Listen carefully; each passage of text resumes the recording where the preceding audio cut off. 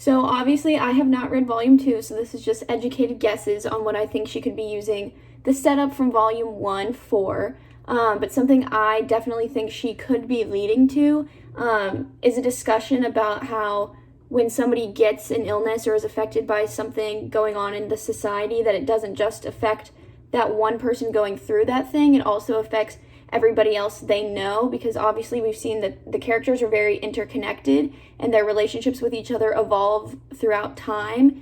And so I think she could be using that to say that like this impacts other people, and it could also add to the stress and anxiety that those other people who know the person who is sick feel out of maybe fear of getting that virus. And I also think she could be using it to talk about the interconnectedness in another way, to say that maybe the way we get through hard things is by relying on others, and really depending on each other to get through hard times.